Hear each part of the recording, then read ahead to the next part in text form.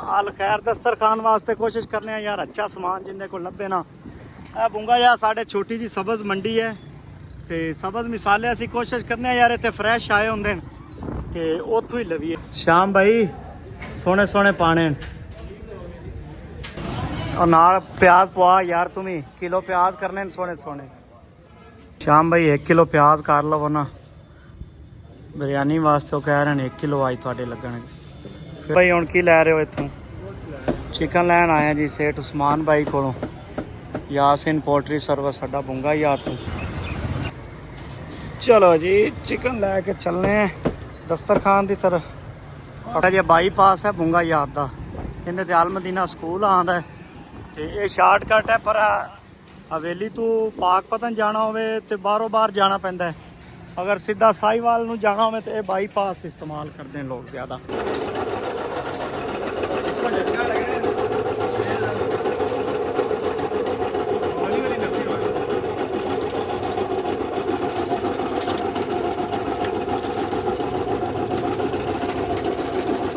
ਸ਼ਾਮ ਸਾਹਿਬ ਇਹ ਕੀ ਲੈ ਕੇ ਆ ਰਹੇ ਹੋ? आज देग विच पकाओ ने। चलो जी जिंदाबाद। चलो जी लैके चलने दस्तरखान अल खैर बुंगा याद ते आज देग विच बिरयानी चलेगी। शाम साहब आंदे ना आज देग विच पकाना है असीं। एक चीज़ अज तुहानूं विखावणी ए बोर्ड लगे होए आल मदीना स्कूल।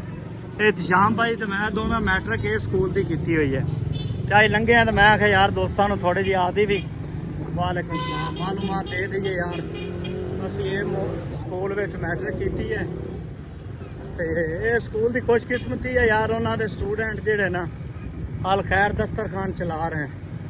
ਜਿੰਨੇ ਲੋਕ ਇਹ ਸਕੂਲ ਦੇ ਵੀਡੀਓ ਨੂੰ ਵੇਖੋਗੇ ਯਾਰ ਸਾਰਿਆਂ ਨੇ ਕਮੈਂਟ ਕਰਨਾ ਹੈ ਵੀ ਅਸੀਂ ਵੀ ਇਸ ਸਕੂਲ ਦੇ ਪੜ੍ਹੇ ਹੋਏ ਹਾਂ ਜਾਂ ਇਸ ਸਕੂਲ ਵਿੱਚ ਪੜ੍ਹ ਰਹੇ ਹਾਂ।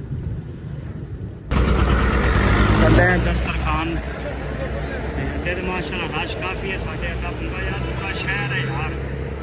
समझते हो भी दस्तरखान शायद किसी पिंड में लाया हुआ है। पिंड कोई नहीं है पैरा फोर्स का जवान फिर रही है। वालेकुम सलाम जी। तो साडा पूरा शहर है यार पाकपतन का। मैं ना भी छोटे कस्बे कोई बड़ा शहर है तो साडा बुंगा ही हाथ ही बनता। तो एडे माड़े लोग नहीं हैं माशाल्लाह तकड़े लोग इतने रहिंदे ने बड़े बड़े जिमीदार हैं। साडे पिंड का अल्लाह दे बंदे बुंगा याद आ पिछले तनौर का MPA भी रही है।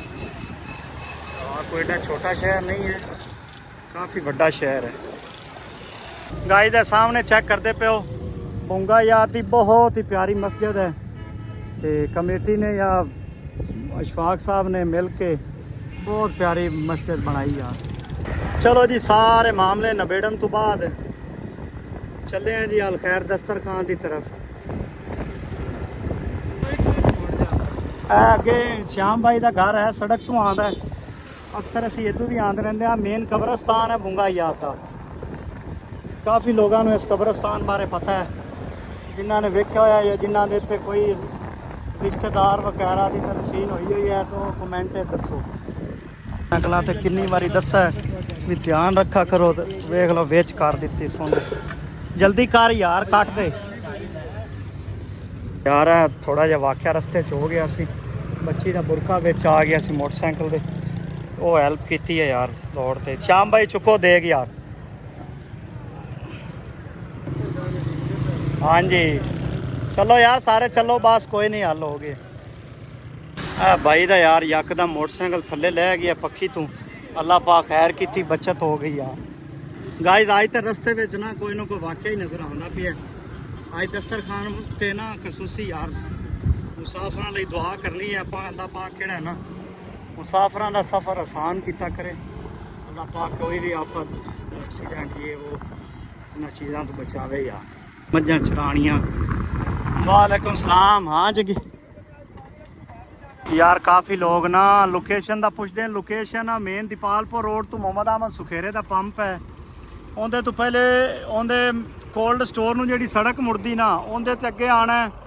सज्जे पासे दीवार होगी कोल्ड स्टोर की तो खब्बे पासे लोकेशन है बिल्कुल सामने घने जंगल बाबा बुखारी शाह दरबार उत्थे अपना दस्तरखान है यार।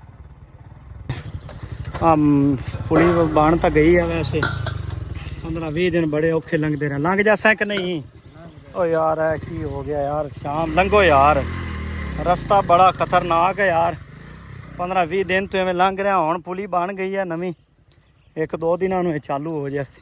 ये दस्तरखान बिल्कुल नज़दीक है पुली। अस्सलामुअलैकुम गाइस, जैसा कि तुहानू पता है दस्तरखान अल खैर बुंगा या ते पहुंचे हैं ते अज असी बिरयानी तैयार करन लगे हैं। बिरयानी की देग भी पहुंच आई है। ते भाई मोहम्मद अहमद सखेरे का बर्फ वाला कारखाना है। इत्थों डेली ठंडा पानी लवींदा है ते अज पानी दे उत्थे टरबैन बंद है। कोशिश करूँ अज देग नूं भी इत्थे ही धो लवीए। मैनेजर है ने भाई मोहम्मद अहमद दे मेन जेहड़े सारी चीज़ नूं ना उन्हां दे आलूआं वाले स्टोर नूं ते कारखाने नूं कंट्रोल करते हैं। की हाल है ऐसा यार? बच्चा देख लो कि मेहनत नाल यार काम कर रही है। मलाका यार ठंडा पानी भरी दा ताकि जिन्ने लोग आते ना यार ठंडा पानी खाने के नाल डेली बर्फ़ नहीं लैनी पैंदी। पानी यार ज़्यादा ठंडा है तो असीं क्या दूसरा पंप का थोड़ा जिहा पा ते ना तो फिर उन्होंने मिक्स लैके चलने। ज़्यादा ठंडा तो पीता ही नहीं जाना। चलो जी अग हो गई है रेडी। तो गामू साहब लैके की आ रहे हो? देग जनाब देग आज देग विच पकेगा जी। आज माशाल्लाह चावल हैं जी, देग पकावांगे। साडे मेहमान ज्यादा होने लग पैण दी वजह नाल देग रख लई हुण जी। चलो आज तो देग रखने हैं, अगे सालन वास्ते तो पतीला भी काफ़ी है। बेहतरीन है जी। फिर अगां तो जदों भी चावल होणगे ना तो देग पक्की बिरयानी होवे गुड़ होवे तो इंशाल्लाह देग पूरी पकाया करांगे। पकेगी इंशाल्लाह जी। है घी पा रहे हैं जी गामू साहब देसी ते रवायती तरीके नाल। पूरा किलो घी का पैकेट जांदा कीता सू। आंदा चावलें जिन्ना घी ज़्यादा होवेगा उतने मज़ेदार पकणगे। घी गर्म हो गया जी। बस घी गर्म हो जासी जी। हुणे आ प्याज पा रहे हैं जी हुण असीं।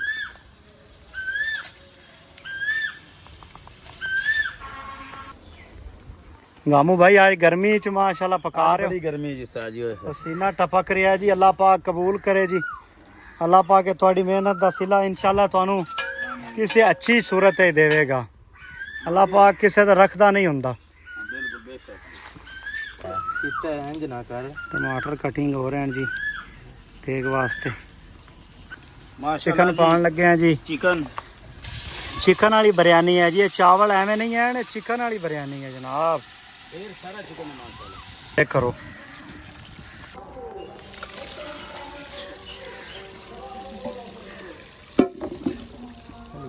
हाँ जी गामू भाई दाम दे दिता ने की देर है? भाई जी सिर्फ 20 मिनट बाद लंगर तैयार है जी। 20 मिनट बाद। चलो जी लैके आ जाओ जी। खाना बिल्कुल तैयार।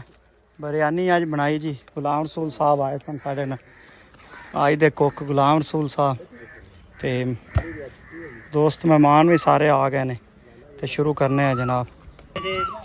सारे दोस्तों ने ना जी भाई लबाना वास्ते दुआ करनी है, मलक मुदस्सर वास्ते। एक साढ़े भाई इतने अंदर बैठे ने साढ़े कोल, वो भी कहते हैं भी मेरे घर औलाद नहीं है। उन्होंने औलाद वास्ते आप बच्चे वड्डिया सारे दुआ करनी। अल्लाह पाक उन्होंने नेक साल